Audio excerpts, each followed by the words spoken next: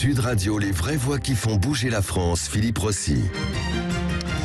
Les vraies voix de la politique ce soir à 19h28 sur Sud Radio, c'est jusqu'à 20h. 0826 300 300 pour réagir. Pour débattre avec nos invités, nos vraies voix ce soir, Frédéric Sinclair qui est avec nous, politologue, auteur de La refondation de la droite, c'est aux éditions Salvator. Bonsoir Frédéric Sinclair, je vois que vous êtes là. Bonsoir à vous Frédéric. Bonsoir. Nicolas Corato, fondateur du comité de réflexion Place de la République. Le livre de Nicolas Corato, Grande plaidoirie, grand procès, l'art de l'éloquence depuis le 15e siècle, c'est aux éditions Heredium. Rebonsoir Nicolas. Rebonsoir Philippe. On est Bonsoir avec Frédéric. vous depuis 19h.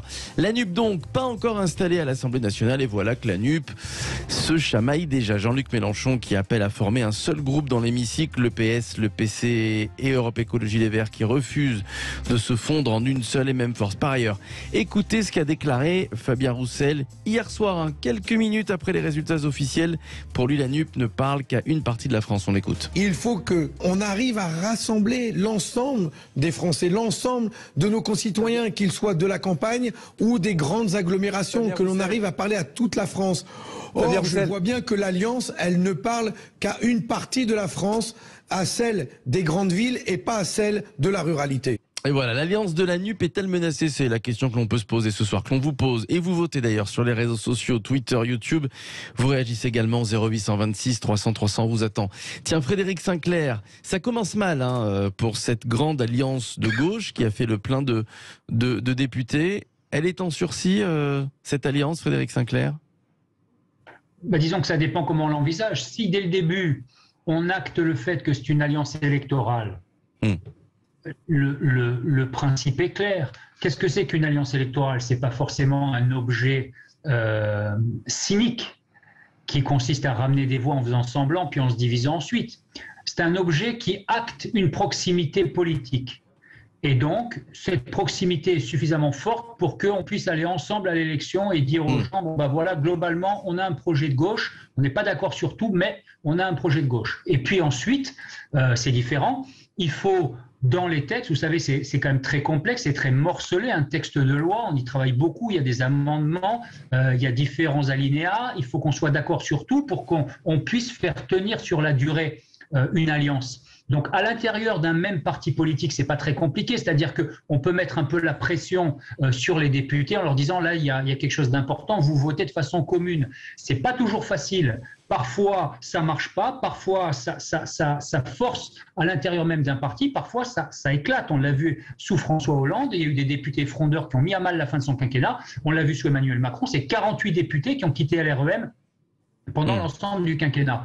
Donc là, simplement, ce que les autres forces politiques au sein de la NUPES disent, c'est on n'est pas suffisamment proche sur des points essentiels pour continuer de travailler de façon si étroite. Mais ça ne veut pas dire qu'on ne votera pas des textes ensemble au sein de l'Assemblée nationale. Bien évidemment qu'ils seront ensemble. Mais ils ne peuvent pas faire plaisir, entre guillemets, à Jean-Luc Mélenchon et lui promettre de lui donner la commission des finances, une vice-présidence à l'Assemblée, etc. Non, ça, c'est pas possible. Ouais. Nicolas Corato. Alors moi, je vous trouve très pessimiste, Philippe. Oui, vous voyez, mais je vais vous offrir peut-être un peu de remontant. Vous voyez toujours un peu le verre à moitié vide. C'est vrai, c'est ce qu'on me dit souvent. Mais c'est pas grave, c'est un état d'esprit. Quand même, depuis des mois, y compris sur cette antenne, on ne cesse de répéter que la gauche est morte, qu'elle est irréconciliable, qu'elle n'a plus d'avenir, qu'elle n'existe plus. D'ailleurs, que le clivage droite-gauche n'existe plus. Et puis, on se retrouve quand même au lendemain du second tour des élections législatives avec 135, si je rajoute les divers gauches qui n'ont pas été comptabilisés par le ministère de l'Intérieur, 160 élus de gauche qui se sont présentés, c'est une première sous la Ve République, de manière unitaire dès le premier tour et qui vont constituer effectivement une force motrice au sein et la première force d'opposition au sein de l'Assemblée nationale. Alors ensuite, au sein de la gauche, on discute, enfin c'est pas nouveau, ça date pas d'hier. Qu'au sein de la gauche, on débatte, c'est pas nouveau non plus. Qu'au sein de la gauche, on ait aussi des différends, c'est pas nouveau. Mais je voudrais revenir sur ce que disait Frédéric, dont je partage une partie de l'analyse. La NUPES, il faut reconnaître que c'est d'abord un accord politique, avant d'être un accord électoral. D'abord, on s'est mis d'accord sur un certain nombre de points communs, de points d'action, de points de gouvernement, au cas où la NUPES était en capacité de prendre le pouvoir, qui sont des points communs et qui seront les points cardinaux de cette force politique. Ensuite, il y a des divergences que personne n'ignore et qui n'ont pas été gommées. Mais on verra, en temps et en heure, comment se présentera le calendrier législatif et comment le débat aura lieu, y compris au sein de la NUPES. Ce qui est en cause aujourd'hui, c'est pas tant Fabien Roussel, qui veut parler à tout le monde, mais qui a quand même fait 2,3% au présidentiel. Ouais. Donc moi je veux bien, la capacité universaliste de Fabien Roussel, elle est quand même assez relative. Mais ce qui est en cause aujourd'hui, c'est plus de la tactique par rapport à un événement qui n'avait été malheureusement prévu par personne, y compris pas par la NUP, y compris pas par Mélenchon, qui est effectivement le nombre de députés Rassemblement National, qui est beaucoup plus important que celui qui était prévu et qui propose la question non plus d'un intergroupe qui réunirait des groupes épars au sein de la NUPES, mais d'un groupe commun pour être le premier groupe en nombre de sièges d'opposition au sein de l'Assemblée nationale et par exemple très concrètement pouvoir demander des postes, notamment la présidence de la Commission des finances, plutôt que le Rassemblement national. Le débat, il vaut la peine. Le débat, il est justifié. Et moi, je comprends que les appareils discutent de ce point-là, qui hier n'existait pas. Qui avait pu prévoir qu'il y aurait 90 députés Rassemblement national ? Il n'y a pas eu de discussion, parce qu'au bout d'une heure, ils ont rejeté. Non, mais le débat, il se poursuit. Continue, et bien sûr qu'il se poursuit le débat, bien sûr. Et il va se poursuivre toute la semaine jusqu'au 5 juillet. Ouais. Frédéric Sinclair. Est-ce que la NUP peut être une vraie force finalement si le PC, le PS et Europe Écologie Les Verts arrivent à s'entendre, puisqu'apparemment le débat continue. Est-ce que vous pensez, vous croyez en la capacité de la NUP de devenir une vraie force durable ? Pour moi, j'y crois pas encore une fois parce que les logiques de pouvoir au sein de l'Assemblée exclut cette possibilité. On ne mesure pas en réalité qu'on demande à chaque député de voter en conscience. Ce qui veut dire qu'en réalité, les partis godillots auxquels on a été habitué, déjà, eux, posent problème. On devrait normalement avoir une assemblée beaucoup plus libre de ces votes, mais ça ne fonctionne pas. Comme ça, on sait qu'il faut serrer les rangs et qu'il faut tenir les accords parce que sinon ça crée des crises politiques majeures. Donc ce que je crois, moi, c'est que les divergences entre le Parti socialiste, qui malgré tout est la deuxième force derrière LFI, c'est-à-dire que la France insoumise obtient à peu près 75 députés, le Parti socialiste en presque 30, c'est la deuxième force. Donc on ne peut pas aujourd'hui demander au PS de disparaître complètement et de renoncer à sa fonction d'ambassadeur de la social-démocratie historique au sein du Parlement. De la même façon, les divergences, Nicolas en a parlé, entre Fabien Roussel et Jean-Luc Mélenchon sont structurantes. Il me semble que sur la question écologique, ils ne sont pas d'accord. C'est vraiment un point structurant à gauche. Sur la question du rapport à la police, ils ne sont absolument pas d'accord. Sur la question du nucléaire, ils ne sont pas d'accord non plus. C'est aussi les énergies, un point structurant à gauche. Je crois que ça serait faire honte un petit peu aux électeurs que de dire si, en fait, on va continuer de travailler ensemble simplement parce qu'on a envie d'obtenir certains postes. Non, il me semble que là, pour le coup, le non collectif de tous les partis de la coalition, bien c'est un non assez honnête en disant non, en fait, on va la jouer honnête face aux électeurs. 0826 300 300, Marc est avec nous, il nous appelle de Bordeaux. Bonsoir Marc. Vous êtes là Marc ? Bon, on va retrouver Marc dans quelques instants. Tiens, juste pour expliquer, Nicolas Corato, vous parliez de la commission des finances. Le RN a demandé à candidater à la présidence de la commission des finances. Il faut bien expliquer que la tradition est que le premier parti en nombre de députés d'opposition obtient cette présidence. On est d'accord. Donc là, pour le moment, c'est le Rassemblement national avec 89 députés. Pour être très clair, c'est un jeu à plusieurs bandes. D'abord, la Constitution dit que, ça c'est très clair, formel, que la présidence de la commission des finances, qui est la commission qui quand même prépare le budget, c'est-à-dire l'acte le plus important du Parlement sur la législature, que cette présidence revient à un groupe d'opposition. Un groupe d'opposition. Pas nécessairement le plus important. Mais l'usage républicain, depuis une vingtaine d'années, veut que ce soit le plus important. C'est que ça revienne au groupe le plus important. D'où l'idée de savoir qui est le groupe le plus important au sein de l'Assemblée nationale. Et aujourd'hui, si on applique le règlement de l'Assemblée nationale, c'est plutôt le RN. Ouais. Sauf qu'au jour d'aujourd'hui, les groupes ne sont pas constitués. Par exemple, il y a 22 élus d'hiver gauche qui sont majoritairement des élus LFI qui n'ont pas été comptabilisés dans les 71, pardonnez-moi, élus LFI actuellement décomptés. Donc il pourrait donc être plus nombreux que le Rassemblement national. Bien sûr, on va attendre que les groupes se constituent. Ouais. Et cette notion, cette question de où sont les groupes, qui sont les groupes et qui les composent, c'est important, il faut que vos auditeurs le comprennent, parce que derrière, il y a des questions politiques et des questions d'action politique. Si vous voulez agir sur le budget de la France, duquel découle énormément de politiques publiques, il vaut mieux avoir la présidence de la Commission des finances. C'est pas uniquement un jeu de politiciens et d'appareils, c'est un jeu de pouvoir réel et de pouvoir d'action également. Marc est de retour, Marc est avec nous. Bonsoir Marc. Oui, bonsoir. Bon, on vous retrouve, c'est une bonne nouvelle. Vous nous appelez de Bordeaux, 0826 300 300. Pour vous, c'est clairement un échec de la NUP, Marc. Un échec de la NUP. Alors, si l'objectif était d'empêcher Emmanuel Macron d'avoir une majorité, on ne peut pas parler d'échec. Oui, c'est vrai. La NUP, la NUP, quelque part, c'est quand même le fer de lance de la NUP, c'est M. Mélenchon. Je ne suis pas convaincu que M. Mélenchon ait réussi son pari. Oui, parce que c'est vrai que Jean-Luc Mélenchon a beaucoup communiqué sur Mélenchon Premier ministre. C'était ça en fait l'objectif, c'était le slogan de toutes les affiches. Vous vous basez sur ça, Marc Oui, complètement. Il n'y a pas eu de majorité absolue, Mélenchon n'est pas Premier ministre, c'est un échec de la NUP. Oui, complètement. Bon, ça c'était l'objectif, ça. Oui, je pense. Ouais. Je pense que son objectif, et puis son objectif aussi, c'est de se repositionner de manière pas centrale, mais pas loin, sur l'échiquier politique français. Est-ce qu'il le voulait vraiment, ça, Nicolas Corato, devenir Premier ministre, Jean-Luc Mélenchon? Est-ce que c'était pas simplement en bon chef de parti pour donner une dynamique tout simplement à la campagne? Il faut revenir peut-être à l'origine de ce slogan Mélenchon Premier ministre, qu'il a assumé, sur lequel il peut s'expliquer. C'était aussi l'idée de dire les législatives sont un troisième tour de l'élection présidentielle, sont le troisième tour d'une certaine manière, disait-il, qu'on vous a volé.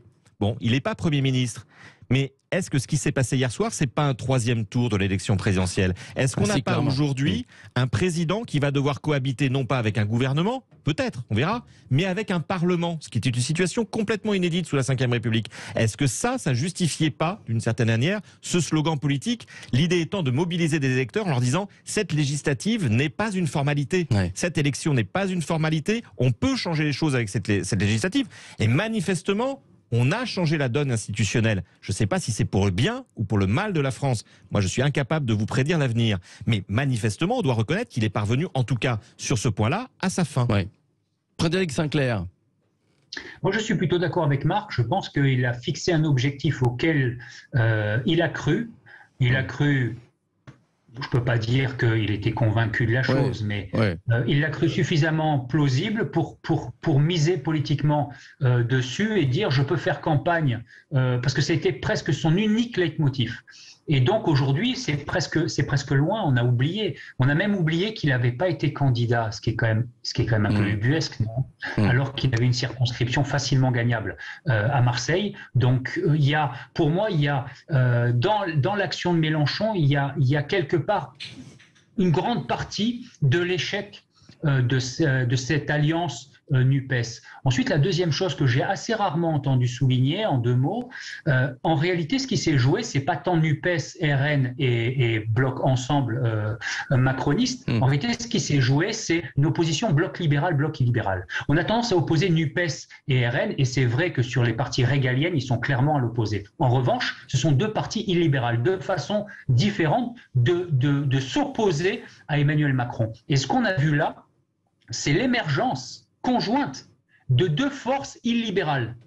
Il y avait historiquement une grande force de gauche, mais c'était une force libérale. Le PS social-démocrate pouvait s'allier aux libéraux du centre. Aujourd'hui, ce n'est plus possible. J'aimerais voir qui va réussir à faire voter massivement la NUPES avec Emmanuel Macron, les députés d'ensemble. Donc on a une opposition aujourd'hui qui est, à mon avis, un vrai clivage, un vrai renversement de tendance au sein de la démocratie. C'est toute la question du libéralisme, toute la question de la modernité qui est en train de se transformer. Je crois que ça se passe en Chine, je crois que ça se passe dans les pays de l'Est. C'est en train de se passer en France. On ne mesure pas que c'est vraiment historique ce qu'on a vécu là, même si c'est que le début, c'est historique ce qu'on a vécu là à l'Assemblée. Ouais. Pour conclure, Nicolas Corato. Oui, sur l'illibéralisme, je suis pas complètement d'accord, ça se discute, il faudrait un peu plus de temps. Ce sont deux partis, RN et LFI, NUPES, qui ont un point de vue très particulier sur la mondialisation qui peut d'une certaine manière se rejoindre, mais quand même, sur les politiques sociales et économiques, Marine Le Pen... Ils se rejoignent. Non, Marine Le Pen est une politique de droite. Je veux dire, aujourd'hui, son programme économique, c'est des baisses de charges sociales pour les entreprises, c'est pas une augmentation des impôts, c'est pas une augmentation des prélèvements sociaux, c'est une politique qui va directement dans le bénéfice des entrepreneurs, des patrons. On peut le juger tout à fait normal, mais c'est à l'antipode de ce que propose la NUPES en termes de politique économique et sociale. Donc, ils ont peut-être des points de vue très négatifs sur une partie de la construction européenne ou de la mondialisation, mais quand ils regardent la France et leur système et leur programmation économique et sociale, ce sont deux partis aux antipodes totales. Marine Le Pen a un programme social pro-patronal. Ouais. Vous restez avec nous si vous voulez, Marc. Marc, vous restez avec nous, Marc? Oui. Bon, très bien. Marc, voilà, qui est avec nous pour nous donner son avis au 0826 300 300. Évidemment, Nicolas Corato reste avec nous. Frédéric Sinclair, dans un instant. Emmanuel Macron va-t-il pouvoir gouverner le pays? Quelles options s'offrent à lui? Le Conseil des ministres demain est annulé, évidemment. Que peut faire maintenant Emmanuel Macron? Tiens, vous votez sur les réseaux sociaux, là encore, Twitter, YouTube. Et vous rejoignez Marc pour donner votre avis aussi. 0826 300 300 pour réagir. On revient dans quelques minutes. À tout de suite. Sud Radio, les vraies voix qui font bouger la France, Philippe Rossi. Retour des vraies voix de la politique avec Nicolas Corato, fondateur du comité de réflexion Place de la République, avec le politologue Frédéric Sinclair. Et maintenant, on fait quoi? C'est ce que doit se dire Emmanuel Macron. Va-t-il pouvoir gouverner le pays? Tiens, Frédéric Sinclair, alors le Conseil des ministres demain est annulé évidemment puisqu'il y a 2 ministres qui vont devoir démissionner après leurs échecs aux législatives. Que peut faire maintenant Emmanuel Macron? J'ai entendu dire aussi qu'il pourrait s'exprimer devant les Français, le chef de l'État, mais pour dire quoi, Frédéric Sinclair? Pour dire quoi, à vrai dire, pas grand-chose. Je doute qu'il prenne la parole, mais après, je peux me tromper. Le fait d'assumer cet échec-là ne l'aiderait pas politiquement et ne lui permettrait pas de retrouver une forme de crédibilité face aux Français. Et je pense qu'aujourd'hui, c'est le respect du scrutin, de la voix des urnes qui doit primer. Et donc, il doit se mettre à faire son travail, le travail qui est attendu d'un chef de l'État. Donc, la première chose, c'est de fixer un véritable cap. On ne l'a toujours pas, hein, ce cap. Il va être impacté par, effectivement, la composition de l'Assemblée nationale. Mais hormis la retraite à 65 ans, je défie quiconque de me donner 3 propositions phares d'Emmanuel Macron. On ne l'a pas entendu pendant cette campagne.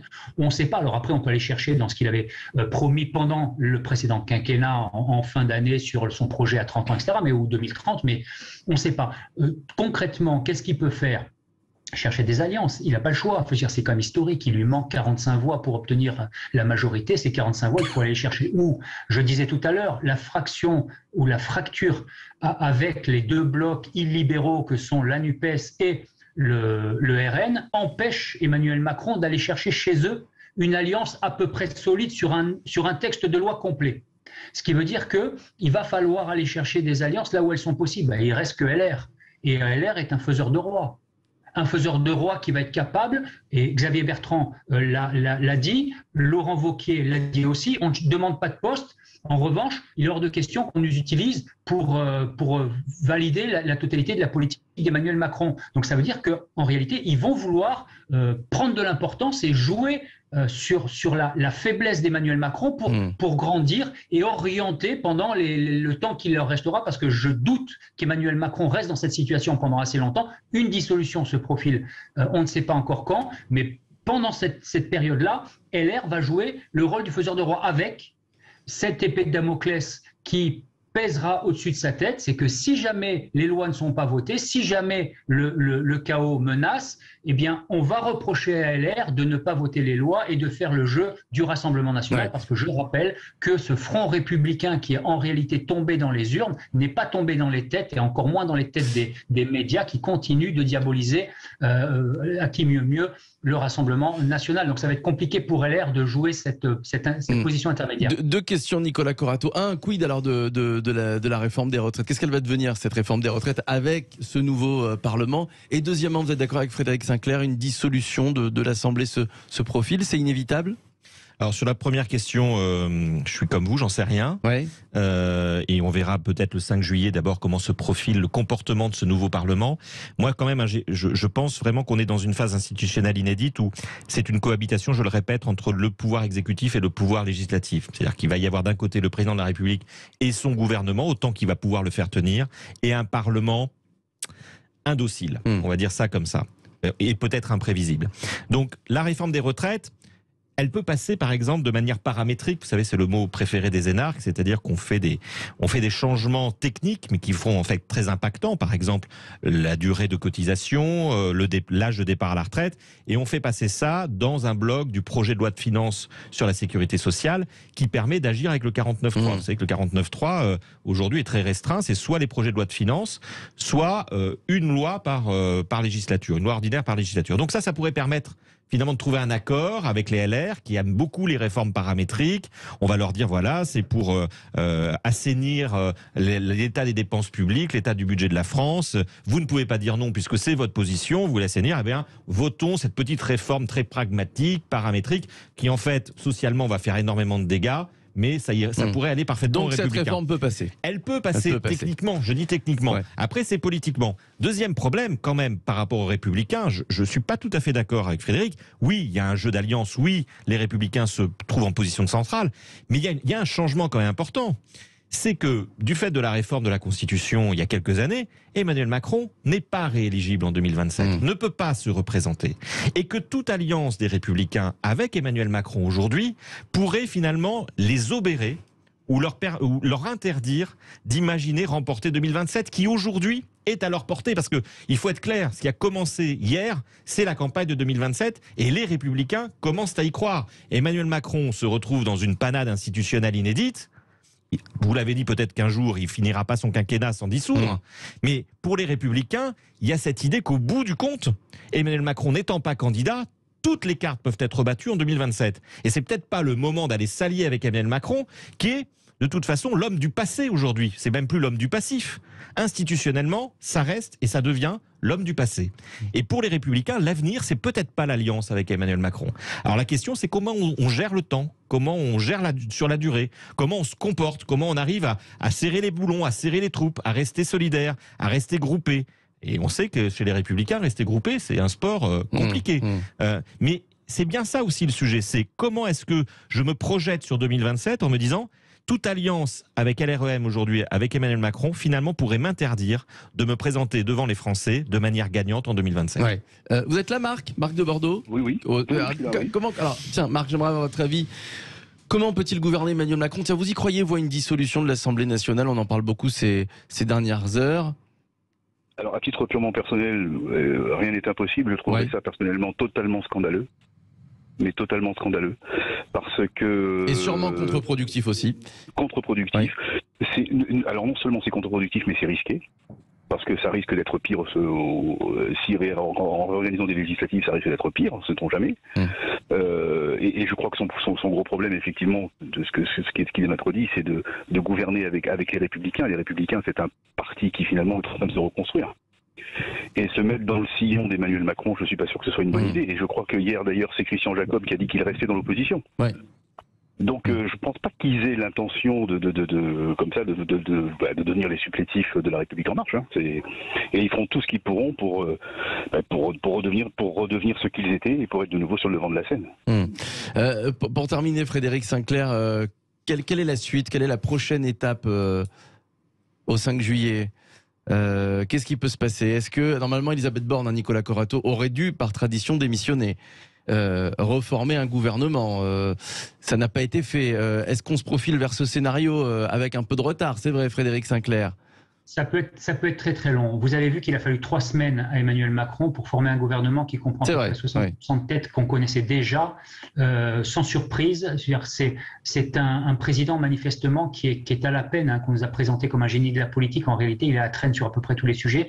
On peut passer, vous savez, quand les 92 députés AfD sont rentrés au Parlement en 2017 suite à la politique lamentable de Angela Merkel, elle a été élue en septembre 2017. Le gouvernement a été formé en février 2018. Donc ça peut parfois être très très long. Donc là, je pense qu'on va aller un tout petit peu plus vite que ça, mais là, la mécanique parlementaire, les rapports de force entre le Parlement et le gouvernement, enfin je veux dire, le rythme va être long à trouver. Je pense que il va pas falloir être très pressé. On va attendre, hein, oui, évidemment. Peut-être dire que le 5 juillet, il y a une motion de censure tout à fait. présentée par la NUPES, et que ça, c'est une forme aussi d'accélération du temps législatif, parce que il ne laisse pas le temps à Emmanuel Macron de se protéger et de s'organiser. Ça, c'est tactiquement. Alors la NUPES va voter cette motion de censure. Le RN va. Mais il faudra bien qu'il y ait un gouvernement à censurer le 5 juillet. Oui. Donc il faut qu'Emmanuel Macron accélère, et on va voir ce jeu très intéressant qui va se dérouler sur les semaines et peut-être les mois et les années à venir, d'un Parlement qui va pousser dans ses retranchements le président de la République. Merci Nicolas Corato, fondateur du comité de réflexion Place de la République, auteur du livre Grande plaidoirie et grand procès, l'art de l'éloquence depuis le XVe siècle aux éditions Iridium. Et merci au politologue Frédéric Sinclair, auteur de La refondation de la droite aux éditions Salvator. Dans un instant, le Loft Musique et Yvan Cujous qui reçoit Jérôme Anthony.